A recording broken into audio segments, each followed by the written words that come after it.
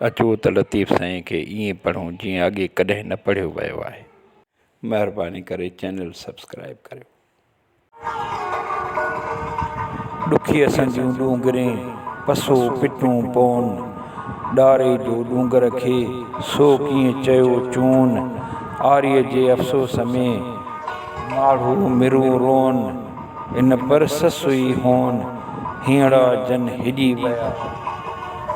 ॾुखी ससुईअ जूं डूंगरनि जबलनि में आहूं ज़ारियूं रड़ियूं पिटियूं पयूं पवन।